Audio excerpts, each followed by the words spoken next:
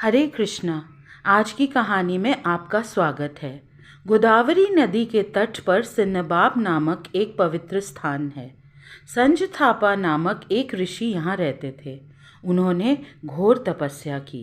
जलते हुए सूर्य के समय अग्नि के बीच बैठकर तप किया। बर्फीली हवाओं में नदी के ठंडे पानी में खड़े रहकर तप किया। उनकी तपस्या देख बड़े बड़े तपस्वी प्रेरित होते थे। इंद्रियों को नियंत्रित करने में सक्षम थे। भगवान कृष्ण के चरण कमलों में पूरी तरह समर्पित।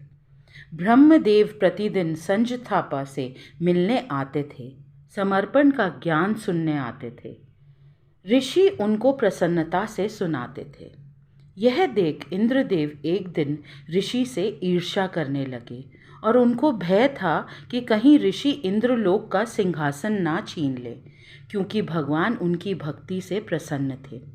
इंद्रदेव ने संज थापा की तपस्या भंग करने के लिए 2 अप्सराओं को बुलाया और आदेश दिया कि जाओ, ऋषि के आश्रम जाकर उनकी तपस्या भंग कर दो। अप्सराओं ने ऐसा ही किया।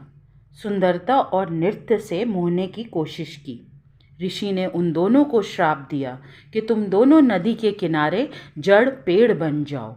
ये सुनते ही दोनों संज थापा के पैर में गिर पड़ी और क्षमा मांगने लगी और बताया कि इंद्रदेव ने उनको ऐसा करने के लिए भेजा था। यह देख ऋषि ने उनको कहा कि जब भरत महाराज तपोवन में आएंगे और इस पेड़ के नीचे बैठकर विश्राम करेंगे और भगवत गीता का 4था अध्याय पढ़ेंगे तो तुम श्राप से मुक्त हो जाओगे। ऐसा ही हुआ। उन्होंने भरत महाराज के मुख से जब भगवत गीता का 4था अध्याय सुना तो उनकी सभी भौतिक इच्छाएं भी समाप्त हो गईं और उन्होंने ऋषि संज थापा से जाकर आशीर्वाद लिया। आजीवन भगवत गीता का पाठ किया और भगवत धाम को प्राप्त हुआ।